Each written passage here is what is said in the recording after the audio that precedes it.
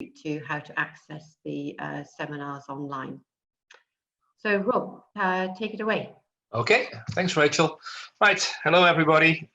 So today I'm going to talk about Syndecam 3 and its role in bone metabolism, and it's possible that it might be a new promising target for treating osteoporosis. So because I realized that not everybody in the Institute is a bone person, I'll first cover a few basics about bone and bone research, and a little bit about the basics about Syndecams before going into this research project of ours.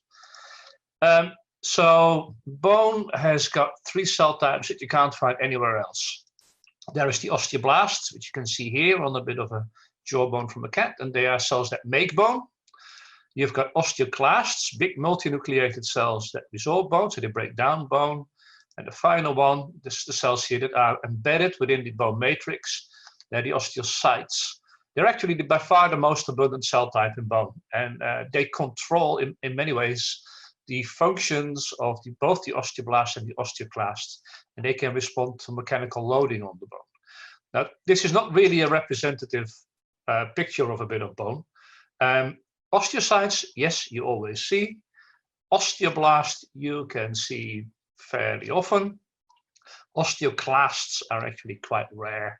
So for instance, in a typical patient biopsy, you'd be very lucky if you saw 1 or 2 osteoclasts in an entire biopsy, let alone a single field like this here. Okay, so a little bit more about the osteoblasts. So they're cells of mesenchymal origin. So when they differentiate on the bone surface, they start producing bone matrix, which is largely collagen type 1. And first that is not mineralized, so that's something we call osteoid, and then that slowly mineralizes with calcium phosphate, hydroxyapatite. And then some of the osteoblasts become embedded into the bone during this process, and they become osteocytes. And the osteocytes form a connected network of cells inside the bone. So through one another, through these little gaps called canaliculi, they are actually in contact with the cells on the bone surface. And one of the main pathways that regulate osteoblast formation and activity is the Wnt pathway. And Wnts stimulate formation of osteoblasts and their activity. And an important inhibitor of that is sclerostin, which is made by the osteocytes. Right? So that is one way in which osteocytes regulate osteoblast activity. So sclerostin inhibits that pathway and thereby inhibits bone formation. Now, what happens if you don't have sclerostin? Well, that happens in 2 very, very rare diseases. They're called von Bochum's disease and sclerosteosis. You're very unlikely ever to meet a patient with this. It's pretty much limited to a couple of small populations in the Netherlands and in South Africa. So the picture here on the left, this is a normal nurse, but this is a patient with von Bochum's disease, and it's not a small nurse. The guy is just very, very tall and big. So these patients lack sclerostin. They've got uncontrolled osteoblasts, so they make a lot more bone than other people. And the mutations they were found by Wim van Hull and his group in around 2000. And this bit here shows you pretty much what happens with their bones. They're much, much heavier, right? So one sclerosteosis skull is about even more heavy than 3 normal skulls, which is good if you are in things like a traffic accident, because you're very unlikely to break your bones. But it causes problem, for instance, when you want to swim, because your bones are so heavy, you'll sink. And because that bone formation is uncontrolled, it can cause troubles with little canals that may contain nerves, right? Because they narrow and you get nerve problems. So a lot of these patients get problems with facial nerve paralysis, and that's not so nice. But so these sclerostin inactivating mutations were found, and then people thought, well, if that causes bone formation, let's make antibodies against this. And they are now in the clinic for osteoporosis. They were the last big hope recently for a new good treatment for osteoporosis to let people make more bone. And as such, they do work, but there are some safety issues with it. So at the moment, it is licensed, but only for short-term use. Okay, so on the opposite end of the osteoblast, we've got the osteoclasts. So they are basically the cells that resorb bone. And the osteoclast precursors are from the hemopoietic lineage. They're closely related to macrophages. And they express a receptor on the surface called RANK, stands for receptor activator of nuclear factor, kappa B, big mouthful, which get activated by RANK ligand, and that is mostly produced by osteocytes, but other cells such as osteoblasts or bone marrow stromal cells and hypertrophic chondrocytes can produce it as well. So what happens is you get signal transduction. One of the main pathways is NF-kappa B that it activates, hence the name. You get activation of the precursors, they start fusing, and then it's also required for bone resorption. So as I said, again, most of it is produced, especially in the adult, in osteocytes. So that's one of the ways, an important way in which it regulates bone resorption. So why would you need bone resorption at all, right? I mean, let's face it, you know, having good, big, strong bones is fine. Why would you want to break them down? Well, for some of us with a memory of the previous building that most of us were in, here is the old Duncan building. And as you can see, there's bits of concrete falling off. It's not in a particularly good state. Your bone tissue is basically also a kind of reinforced concrete. And basically it needs maintenance. So you need your bone to be replaced with nice, fresh, new bone, young bone. So that it doesn't get too old, doesn't get brittle, because if that happens, you start breaking your bones. So the way in which bone is maintained is mostly through the bone remodeling cycle. So most of your bone will look like this. You've got some thin cells called lining cells related to the osteoblasts on the bone surface, osteocytes in there, and then at some point there is a signal that can come from the osteocytes, for instance, change in mechanical loading and microfractures that attracts osteoclast precursors. You get osteoclast formation, bone resorption, right? And that takes away the old or damaged bones. That's a fairly fast process, takes about 10 days. And at some point you get the reversal where the osteoclasts mostly undergo apoptosis. You get osteoblast precursors coming in, bone formation starts, right? And if everything goes okay, that old, brittle or damaged bone is replaced by new bone, by the osteoblast again. Some of them get embedded in the bone again. And then you need mineralization, and that's a fairly slow process, right? So bone formation and mineralization takes months rather than days. So this is the way in which your body maintains its bone. Okay. So what if it goes wrong? Well, the most common bone disease is osteoporosis, where you've got more resorption than you've got bone formation. Right? So this is a bit of normal bone, and this is what osteoporotic bone looks like. So you've got these much thinner, weaker structures. Yeah, sometimes they are even broken through. And this here is evidence of bone resorption by an osteoclast, right? And that can lead to fractures. So the most common ones are vertebral fractures, like indicated here, these typical fractures here. And the most, how should I say, the severe kind of fracture is the hip fracture, which has got a very poor prognosis. So at the moment, it's still that about a third of the patients makes a full recovery. Another third of the patients is left with lasting mobility problems and loss of life, of quality of life. And about a third of the patients die within a year from complications of the hip fracture. So it's quite a serious disease, and it's still very, very prevalent. Just to show you, right, the incidence of fractures. So this here is for women. Now, it's quite high in women because estrogen is a very important hormone for regulating your bone turnover.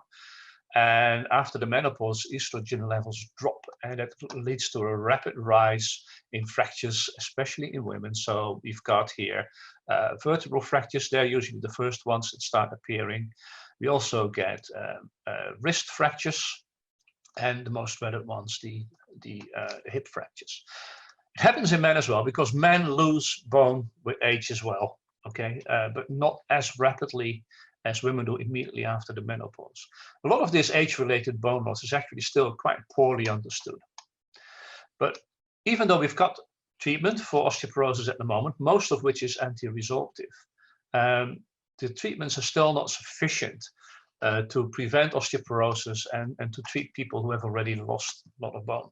So there's still a big need for new and better treatment of osteoporosis. So now we get to the syndecans. So what are syndecans? Well, they're type 1 transmembrane heparin sulfate proteoglycans, right? There is 4 of them, syndecans 1, 2, 3, and 4. And basically, they've got an extracellular domain, the ectodomain, a transmembrane domain, and a cytoplasmic domain. And they are decorated with these proteoglycans, with these sugar chains here. So you've got heparin sulfate here in red, which you find on all 4 of them, and chondroitin sulfate, which you find on syndecans 1 and 3. Okay, so there's also a cleavage site, which allows for shedding of the ectodomain. So what do they do? Well, it's known that they can mediate cell and cell matrix interactions. They can have receptor or co-receptor function. They can facilitate ligand-receptor interactions. And Syndecan 3 is the least studied of all the syndecans. If you do a PubMed search for them, you'll find that there's by far the fewest publications are on Syndecan 3. Especially Syndecan 1 and 4 are much more studied. It's mostly expressed in neuronal tissues and developing musculoskeletal tissues. It's believed to be important in many different signaling pathways, and it has been implicated in cartilage and bone development. So this here is basically, this is a northern blot. You can see here there's a clear signal here in calvaria, which are the flat bones of your skull in developing embryos. It's in the brain, in the eye, and in the sternum. So the sternum, again, that's a developing bit of bone. And the pictures here on the right basically show you a developing long bone. And here you can see the in situ hybridization. The white bit shows you where the Syndecan 3 expression, and that's in the developing shaft of the embryonic bone. Okay, so why are we working on Syndecan 3? So for in case you need to cast your mind back to November 2015, and when I was giving another talk, that was for the Transgenic Mouse Club. And I gave a talk about phenotyping your transgenic mice, don't forget the bones, where I showed how we analyze bones in transgenic mice. And after that talk, I was approached by Dada Pisconti, and basically what she told me is, I'm working on the role of Syndecan 3 in muscle, but when we dissect out the muscles, the bones keep breaking. Would you mind having a look at the bones of these mice? So I had a quick chat with Anna Daroszewska, and we thought, well, why not? We had a PhD student that had just started, Francesca Brito, and we thought it would be good for her, you know, as a little introduction to learn how to analyze bone, to start looking at these bones. Right. So the technique we used for that, which allows you to do this pretty quickly, is micro CT scanning. Okay, so this is basically a 3-dimensional X-ray technique, and because bone absorbs X-rays very well, it's very good for visualizing and analyzing bone. Yeah, so you can visualize it in 3D, but you can also analyze the 3D structure of the bone. You can get quantitative measures out of it. And there's 2 different bone compartments that we tend to analyze. So first is the trabecular bone. It's the spongy bone here in the center of the bone, right? And then we've got the cortical bone, the thicker, dense bone here. Okay.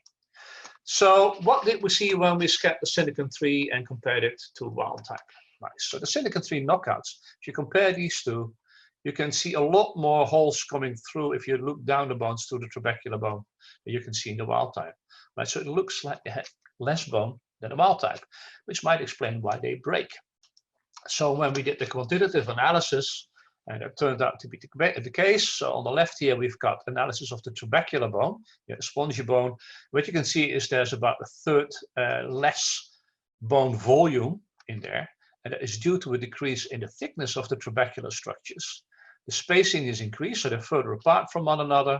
Trabecular number is down, and these last 2 things are a bit harder to interpret, but this one here, the trabecular pattern factor being increased, actually means the network is less well connected. That makes it weaker. And the structure model index here on the right is up, which basically means that the structures look more like rods than plates. And plates are stronger than rods. So again, this indicates that this bone is going to be weaker. Then we've also got the morphometry of the cortical bone on the mid shaft. What you can see is that the thickness of the cortex is significantly down by about 10%. The outside perimeter of the bone is also down, so the bones are smaller, right? And if you calculate from this a predicted strength, that is distinctly reduced in these knockout bones. Okay, so we also tested the real strength of them by doing a 3-point bending test, where basically you use a machine to measure the force that you need to break the bone at the mid shaft. And what you can see is that indeed you need much less force to break a knockout bone than a wild type bone. What we also notice is that the stiffness of the bone is less. And the amount of work, yes, so the amount of energy, effort you need to put in to break it is considerably reduced in the knockout bones. So that nicely explained Dada's observation that the bones broke so easily. They are very, very much weaker. That was all done on 3-month-old mice. So we thought, okay, well, the only thing that's known so far about Syndecam 3 and bone is all from embryonical studies. So is this due to a defect that's already taking place during development? Is it something that happens later on? So we also looked at the bones from newborn pups. This is a CT scan of it. What we analyzed basically here was the tibia. Okay, and now at this stage, there's no such thing as trabecular and cortical bone. It's one big stuff, a bit of bone. So we just calculated the total volume. And much to our surprise, we found that at birth, there's actually more bone in the knockout than there is in the wild type. Although with aging, the wild type rapidly overtakes the knockout. And if you follow them later on here, we're looking properly at the trabecular bone again. So we can't really see much of a difference at 6 weeks, but by 8 weeks and by 12 weeks, we clearly see that there's less bone in the knockout. So it's not something that's present at bone, but it's something that develops as the skeleton matures. So it looks like this has nothing to do with the embryological effects of Syndecam 3. So that leaves us with two main possibilities. Is it because there's increased bone resorption in the knockouts, or is there decreased bone formation? So to study that, we look at sections from these bones, a technique called histomorphometry. So for looking for bone resorption, we identify the osteoclasts, the bone resorbing cells on the bones. What we've got here is an aniline blue stain that stains the mineral in your bone in blue, and then the trap stain stains your osteoclasts here in red. And then we use image analysis software to quantify the amount of bone surface that's covered with osteoclasts. Okay. The other technique is the technique we use for analyzing bone formation. That's used by an in vivo labeling technique called calcium double label. So here we've got a bit of bone under fluorescence, right? And what we see here is a label of a compound called calcine, which when bound to newly forming bone, it becomes green fluorescence. And we give 2 injections, first and a second label, 3 days apart.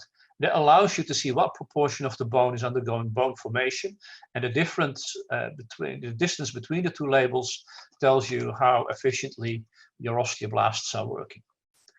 Okay, so what did we find? Well, in many cases, low bone volume is due to increased bone resorption. So let's look at that. Well, the best parameter for that is osteoclast surface for bone surface. So how much of your bone surface is occupied by osteoclast? It's about 40% in the wild type, but 12% in the knockout. So that's actually less in the knockout. If that's the main driving thing, you'd expect to find more bone in the knockout than in the wild type. So that doesn't fit. Number of osteoclasts also show that there's not an awful lot of difference in them. Although number of osteoclasts is something you need to take with a pinch of salt, because it's very hard to tell from a section where the 2 bits of red stained osteoclasts are from the same cell or they're 2 cells. But basically none of this indicated that there is an increase, massive increase in bone resorption here. So if it's not resorption, why then the low bone mass? Well, the answer has to be, it has to be low bone formation. And this is indeed what we found, okay? So this is again measuring the amount of bone volume per tissue volume, but then by histomorphometry shows the same, lower bone volume in the knockout. And here is the mineral apposition rate. So that's basically the distance between those 2 calcine labels divided by the numbers of days between the injections. And as you can see there, that's about a third lower in the knockout than it is in the wild type. And then if you look at the mineralizing surface for bone surface, so that is how much of the bone surface is undergoing bone formation, that's almost down by 50% in the knockout compared to the wild type. Yes, if you calculate now the bone formation rate from all these parameters, you can see that the bone formation rate is more than twice, more than half, I would say, it's inhibited by more than a factor 2 in the knockout compared to the wild type. Okay, so the next thing we then did, okay, so one of the things that regulates your bone and your bone formation is the response to loading, because this wasn't present in the pups, right, but only with aging. Now, the pups, when they're just born, there's been very little loading on the bones. But as they get older, the mice start walking about and there is loading on the bones. And loading regulates your bone formation. So more loading on your bone normally means you get more bone formation to compensate for that. Yeah, if you take your loading off your bone, for instance, with prolonged bed rest or going into space, you'd lose it. But if you load the bone more, you should get more bone. So we use this in vivo mouse knee loading model, where you clamp between the knee and the heel of a mouse leg between two clamps, and then you put small bits of load on it, in our case about 9 newtons, and you do that 40 cycles per treatment, and you do that 3 times a week, on Monday, Wednesday, and Friday, over a period of 2 weeks. And these pictures here came from a paper by Poulet et al. And as you all will realize, we have got Blondine Poulet in our own institute, so we did this together with her. So she taught Francesca how to do this loading, and then we combined this again with the calcium double label to see what was happening with the response to loading in our Syndecam 3 knockout mice. So here we've got our wild type mouse loaded, and you can see lots of the calcium labeling here on the bone surface, right here, there, and everywhere. If you look at the Syndecam 3 knockout, it's not an awful lot of it there, right? It's not massively increased. So when we quantify that, so if you look first at the wild type, this is the control leg and that is the loaded leg. We only load the right leg, the left leg is the internal control. So if you look at mineralizing surface per bone surface as expected in your wild type, that goes up, right? So it goes from here to there on average, that's a nice increase.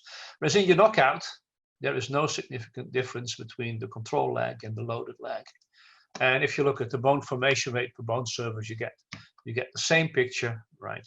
It's up in the wild type after loading, but there's no real difference in the knockout after loading. So basically, our Syndecam 3 knockout mice don't respond well to mechanical loading.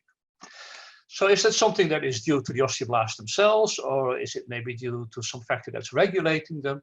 So the next thing we did is we did in vitro osteoblast cultures to look at bone formation in culture, right? And the bone at the end is stained by something called alizarin red, and the mineralized tissue comes up here as red. So the first one that you see here is when we take bone marrow stromal cells, which contain osteoblast precursors, and we culture them under osteogenic conditions. And what you can see here in the wild type, after about 2.5 to 3 weeks, you start getting clumps of bone, bone nodules forming in the cultures. And in the Syndecam 3 knockout, that is massively reduced. You can also start off with mature osteoblasts that we grow out of bone chips. So that is this here, the BC, bone chip osteoblasts, right? They also form bone nodules in culture in the wild type. It's hard to find any when we do that from Syndecam 3 knockout mice. And the final one, this is both from 3-month-old mice. We also tried osteoblasts from young pups, from the calvario bones, the skull bones. And again, you can get these bone nodules forming here. And again, it is reduced in the knockout, but not as much as these cells from the more mature mice. So if you quantify that, I just quantify the alizarin red area. You can see that there's a big decrease in both the bone marrow stromal cell culture, the mature osteoblast culture, but even in the calvarial osteoblast, there's still a decrease and it's still statistically significant. So it looks like the osteoblasts themselves are affected, right? They don't differentiate particularly well and they don't function particularly well.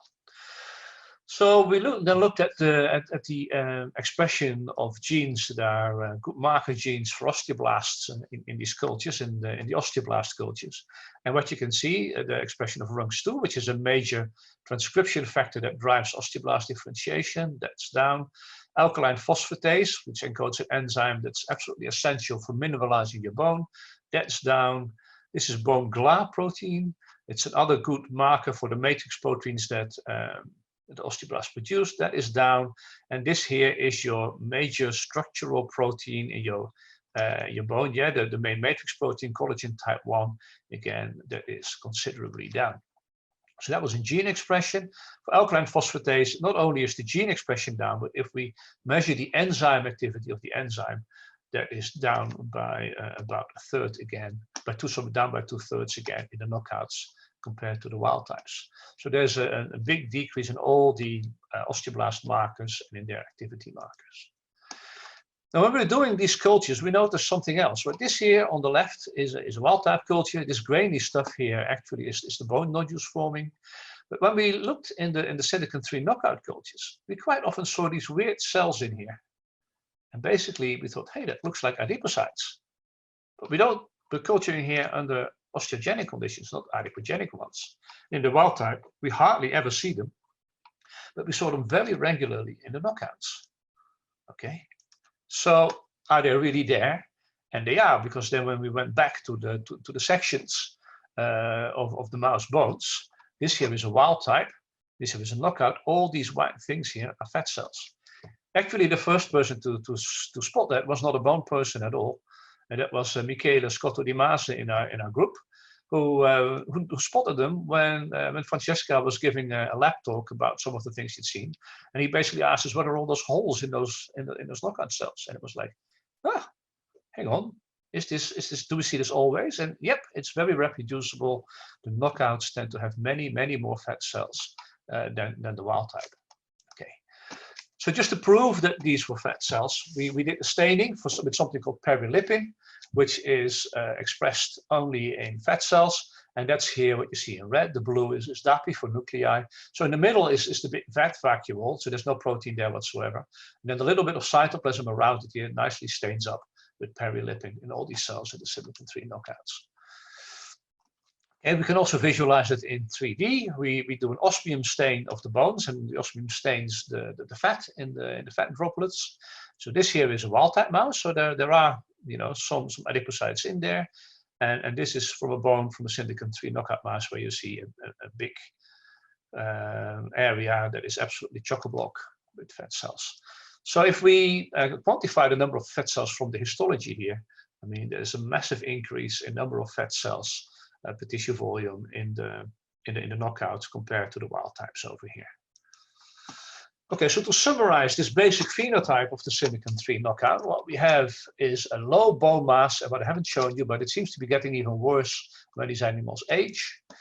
It seems to be mostly due to impaired bone formation, right? And the bone formation is also effective in osteoblast culture. So it really seems to be something that is to do with the osteoblasts themselves. Osteoclast differentiation actually is also defective in vitro, slightly reduced. And that kind of can reduce some of the findings we found in the histomorphometry, that we found lower osteoclast numbers. And the other thing is that we found all these fat cells here, right, in the knockouts. And we found a very narrow growth plate, right? This is the growth plate, that is the mechanism through which your bones grow in length. I haven't shown that, but that is also significantly decreased in it. And what this basically looks at is like an old bone, because actually this image here is not from a Syndecam 3 knockout. Instead of a 3-month-old mouse, this is, I think, a 13 or 14-month-old mouse, but it looks exactly the way that our Syndecam 3 knockout mice look. So basically, is what we're seeing premature bone aging, and it looks very much like it. It's got all the hallmarks of bone aging, right? So it could very well be that loss of Syndecam 3 leads to premature aging of your bone. Now then is the next thing. Okay, so we've got osteoblasts that aren't particularly functional, but why is it? What does Syndecam 3 do in these osteoblasts that when you knock it out, you get fewer of them and they don't work particularly well? So one of the first things is, okay, where does an osteoblast come from? As I said, it's a mesenchymal cell, right? So there's mesenchymal precursors present in the bone marrow, and then there's several transcription factors required to differentiate them into a fully functional osteoblast. And if they get embedded into the bone, into an osteocyte, they're closely related to chondrocytes, right? But they're also closely related to adipocytes. And of course, what we've been seeing in the bone marrow of these mice is this accumulation of adipocytes. So when we were discussing that, and Anna said, well, she said, some of the stuff that we recently heard about bone marrow adiposity, one of the main factors that regulates the balance between whether a precursor becomes an osteoblast or an adipocyte is the Wnt signaling pathway. So Wnt basically inhibits the formation of adipocytes, but stimulates osteoblast differentiation and activity. So we came up with the idea, well, maybe Wnt signaling is impaired. Maybe Syndecam 3 is a component of the Wnt signaling pathway, because remember, syndecans can be co-receptors, so maybe it's something to do there. Now, the Wnt signaling pathway, unfortunately, it's quite complex. So there's an awful lot here on this image from the Wnt signaling pathway. But the thing to look at first is you've got here something called FZD, which stands for frizzled. That is your Wnt receptor. By the way, there is a whole host of Wnts and a whole host of frizzles, right? So it's even more complex than it looks on this image. But if there is no Wnt bound to the frizzled, you've got this complex here with JSK3 in it active. And what it does, it phosphorylates a protein called beta-catenin. And once it's phosphorylated, that means it's tagged for degradation in the proteasome. So if there's no Wnt, your beta-catenin basically gets degraded and your levels drop. And if that's the case, you've got very little bone formation, although you may have even some increased bone resorption as well. If you've got your Wnt present, so here's your Wnt, it binds to the frizzled receptor and LRP5 normally, which is the co-receptor, that disrupts this GSK3 complex here. So it's no longer active. So your beta-catenin is no longer being degraded. So you get accumulation of beta-catenin, it translocates to the nucleus where it binds to the TCF-left transcription factors, and that stimulates the transcription of target genes, and that stimulates bone formation and inhibits bone resorption. There's also non-canonical, which even makes things even more complex. But for us now, we'll be focusing on this so-called canonical Wnt signaling pathway. So one of the downstream genes that is very responsive to Wnt signaling is axin 2. Okay, so we looked at axin 2 expression after stimulation with Wnt3a, which is a canonical type Wnt that should stimulate this pathway. So here we've got the control levels of axin 2. That's not really in bone chip osteoblast, not that different. If you look at bone marrow stromal cells, there's a slight but statistically significant difference, with it being slightly lower in the knockout. When you then stimulate with Wnt3a, the levels go up, but they don't go up as much in the knockout as they do in the wild type. And we see the same in the osteoblasts as in the bone marrow stromal cells. So it looks like indeed we've got some inhibition here of the canonical Wnt signaling. So of course, when we see that, what we should also see is a reduction in beta-catenin in these cells. Okay, so this here is actually in bone marrow stromal cells. And they've either been cultured in an osteogenic medium, which stimulates bone osteoblast differentiation, or in standard medium, under which conditions they stay predominantly as a fibroblast precursor type cells. So one of the first things that we noticed is that if you look at the beta-catenin levels here on the Western blot, they're much higher under the non-osteogenic conditions than under the osteogenic conditions. These, by the way, are two duplicate experiments. And it seems to drop as you start differentiating them. We first thought that was an error, but then it turns out other people had found this as well. So it seems that your beta-catenin is down-regulated during differentiation of your osteoblast. But then the other thing, this here is a wild type, and this here is a knockout. And look at what happens, right? Here is your beta-catenin, and it's practically not visible here in 2 repeat experiments. Yeah. In the knockout under osteogenic conditions. Right, so indeed we've got a decrease of beta-catenin. Now, is this maybe due because maybe Syndecam 3 is important for the expression of the frizzled receptor? So we looked at receptor at expression mRNA level of frizzled in our osteoblasts, and basically no, it's not. So the frizzleds, they're at a normal level of expression. And the other thing that you can notice here, that by far the most highly expressed frizzled in osteoblasts is frizzled 1. So this is the messenger RNA level, and messenger RNA is not a receptor, right? It encodes the protein. So we looked at the protein level as well. And So this is done on the same blot. Yeah, so this is all the same blot, but probed several times. And if you then look at it, so this here is frizzled in a wild type, and that's it in a knockout. And you can see at protein level, the frizzled levels are down in these cells. So basically, messenger RNA is normal, protein is down.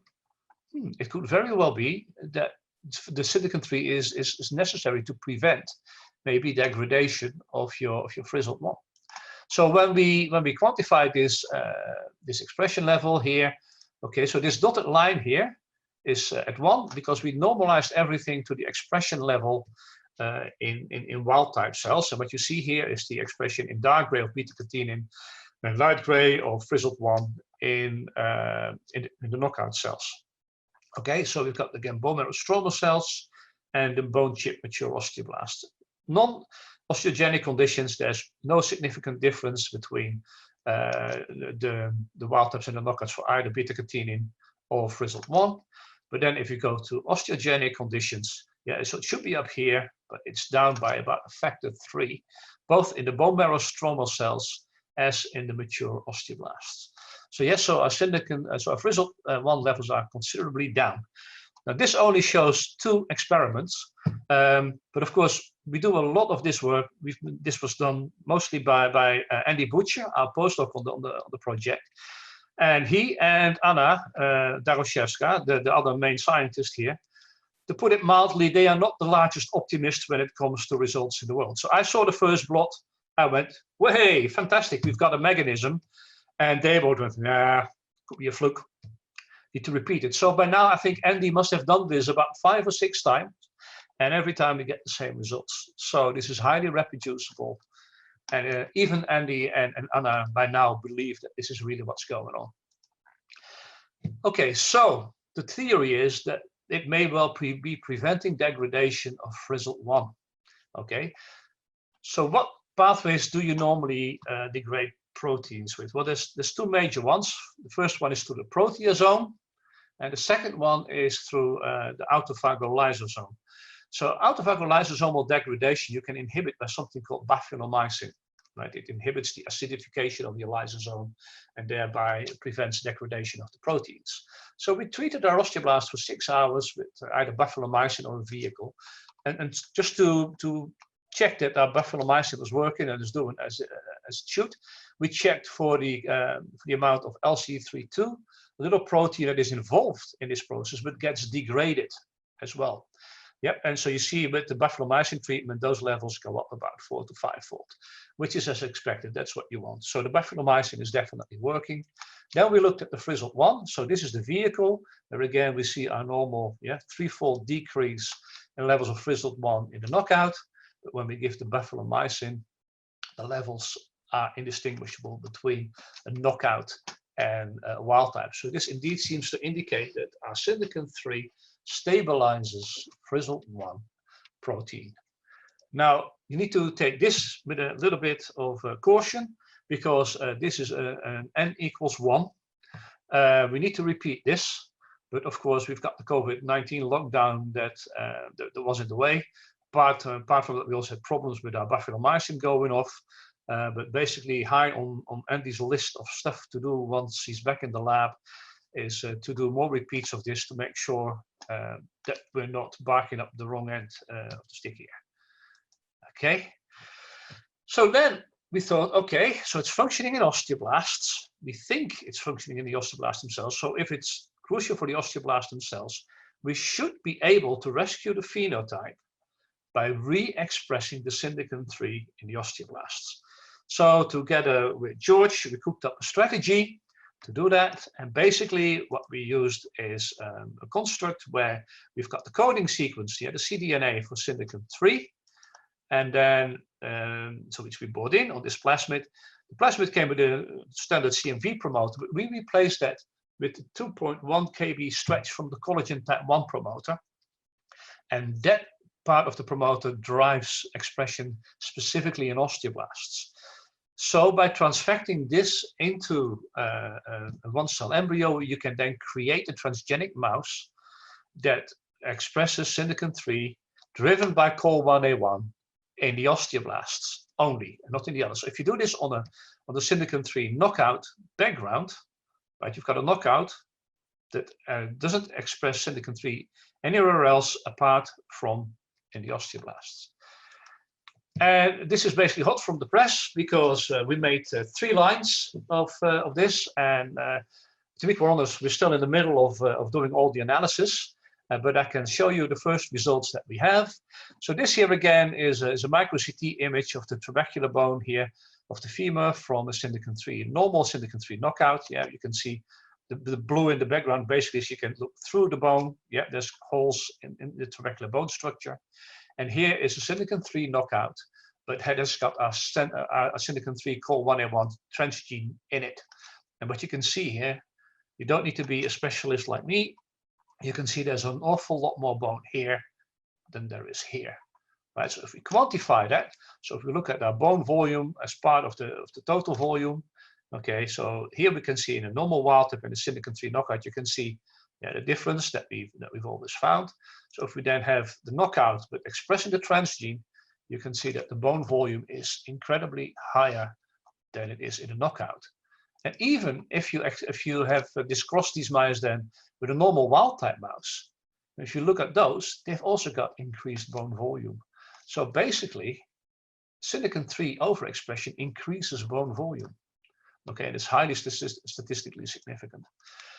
So that's the bone volume, tissue volume. What about the other bone parameters? So there's the trabecular thickness. In the knockout, you can see it's higher with the transgene than it is without it. In the wild type, there doesn't seem to be much of a difference. So the only one that's statistically significant is in the knockout with the transgene. Trabecular number, so how many trabecular structures do you have? Right, that is up in both the wild type and the knockout with the transgene, highly statistically significant. And when we look at the cortical thickness, doesn't seem to have much of an effect in the wild type, but again, it's up in the knockout. By the way, there is this one knockout with the transgene here. It's the same one that's low everywhere. We suspect it's a genotyping, but of course the lab is closed, so we can't repeat the genotyping for that one, but that's another thing we need to do as soon as we come back. Okay, so there's definitely more bone here. So does that make the bone actually any stronger? So we did the 3-point bending test again. Here again, this is the force you need to break it. You need more force in the wild types and in the knockouts, right, to break these bones. Oops. Yeah, so not only are they bigger, they have more bone, they're also stronger.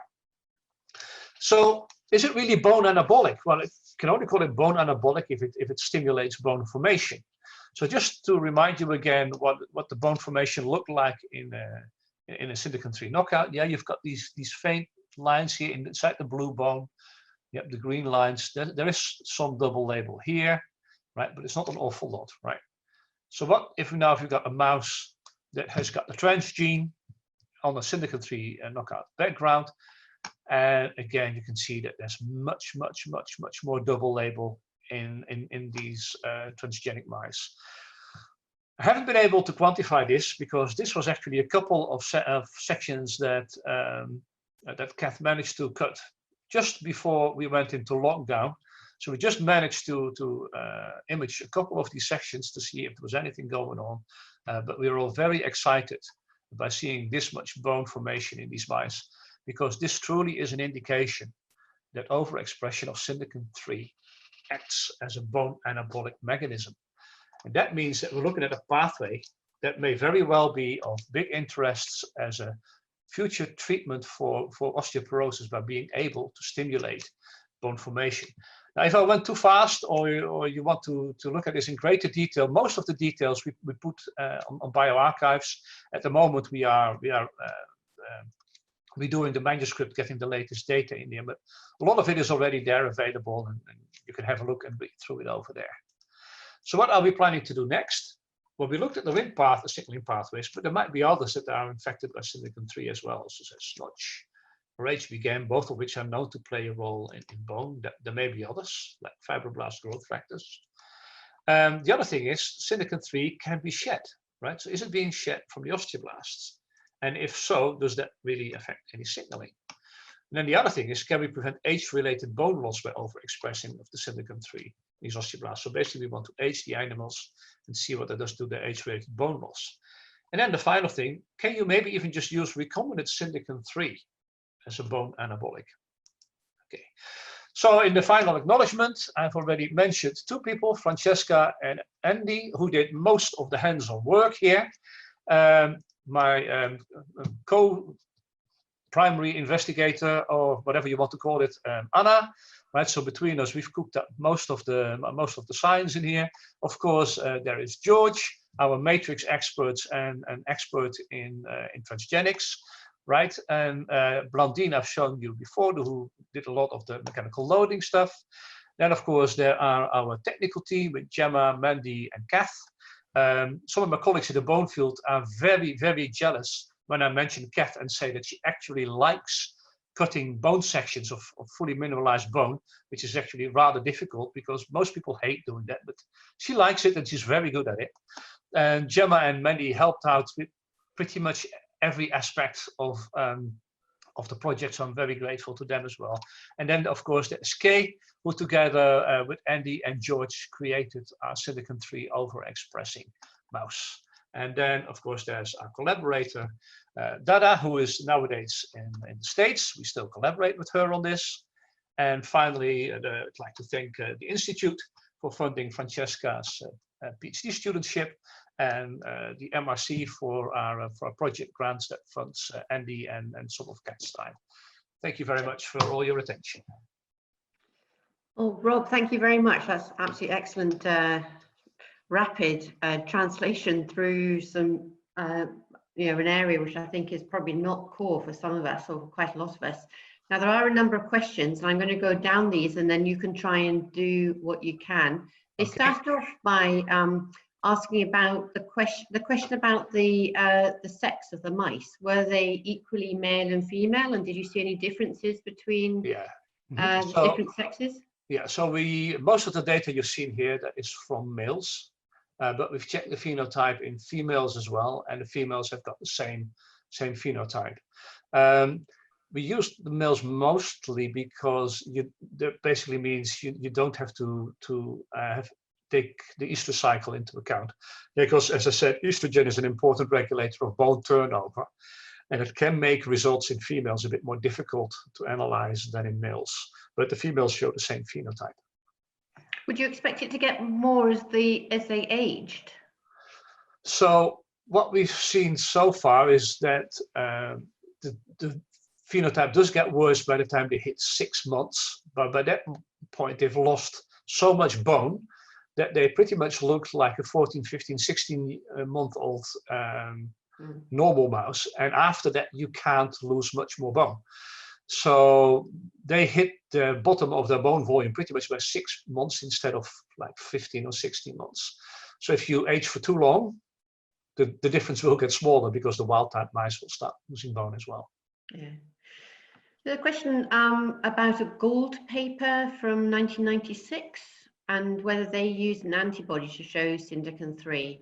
And if no, that was in situ hybridization. So you look for the messenger RNA.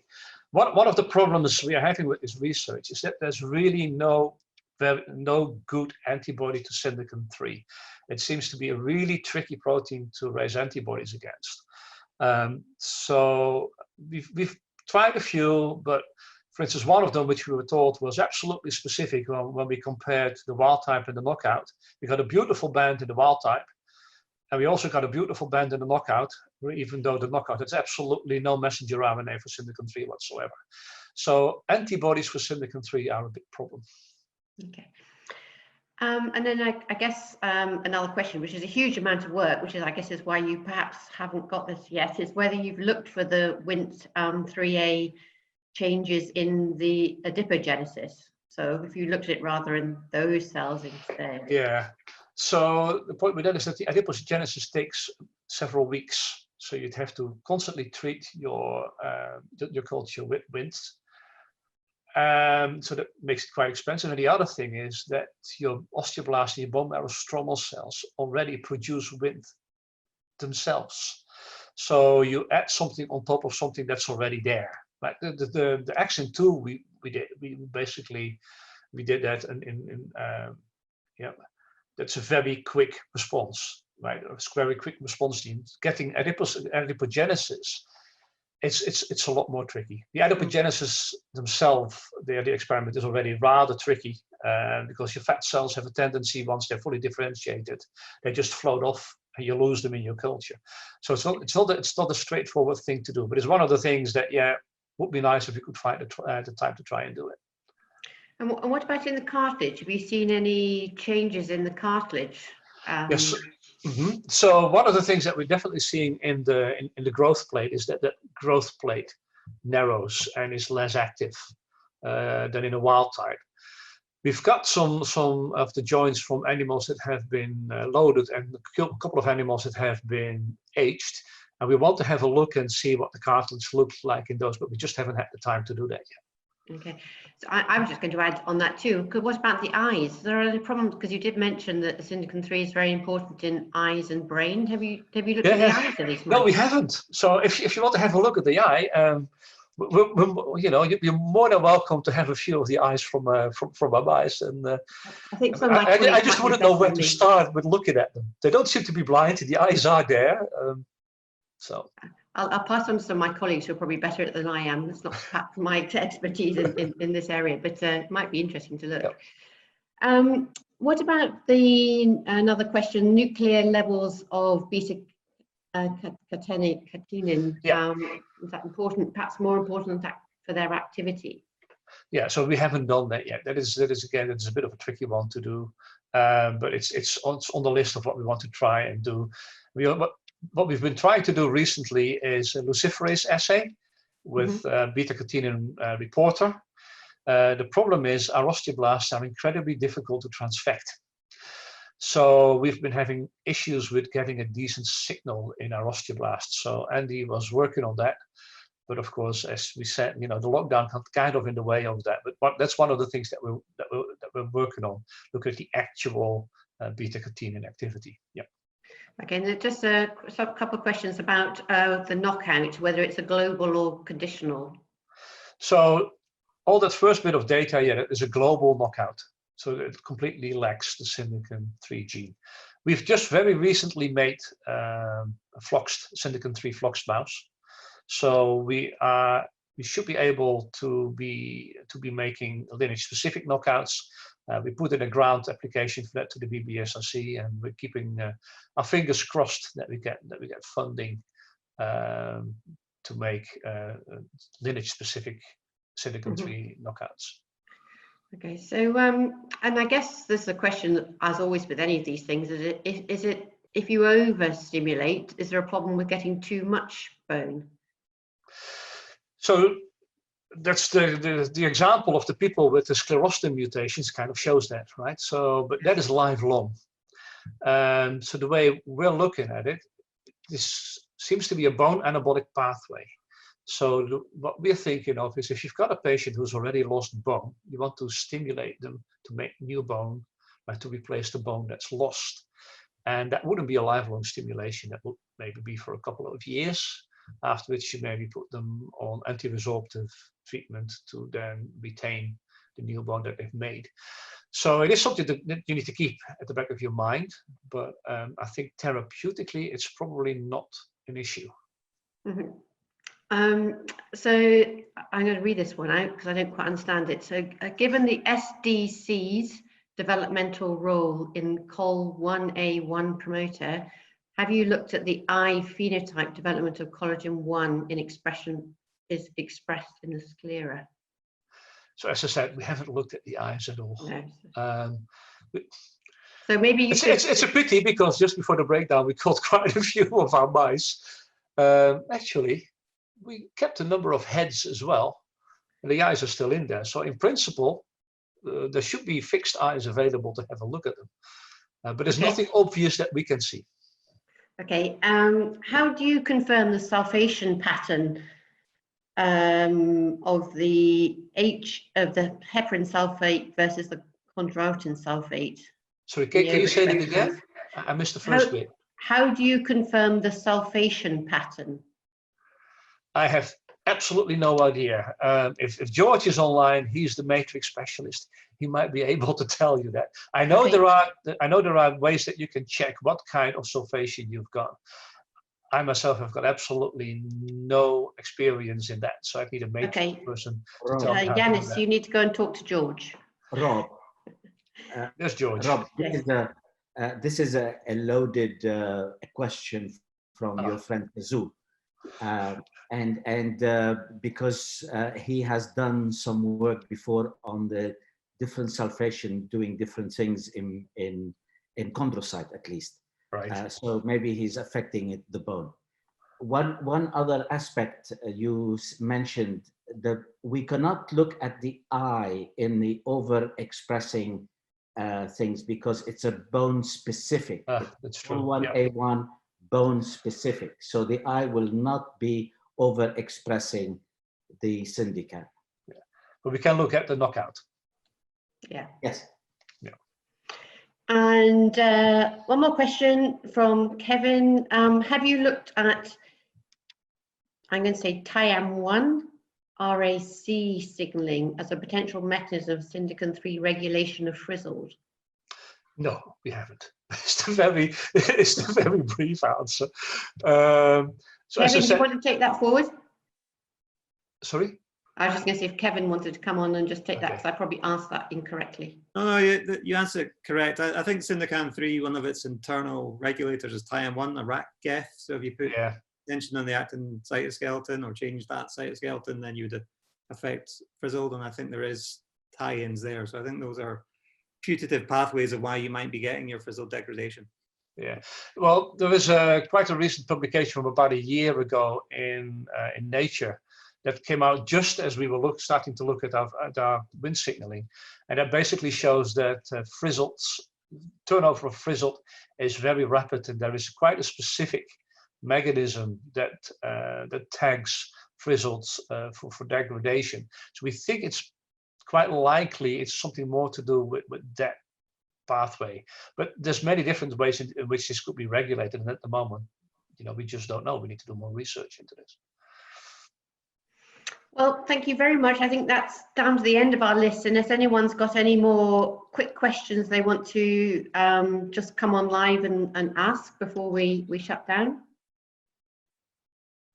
No, in which case, Rob, thank you very much. I think you've done amazingly well to talk to your computer like that for so long, and I look forward to seeing you all next week at the next presentation. I've forgotten who that is, but you'll be sent out a reminder. And can I just all remind you, please, to sign up if you can. The links on the invitation you were sent. It just helps us to keep an eye on who is attending our seminars. And thank you very much. And look after yourselves. See you again soon. Okay, bye, everybody.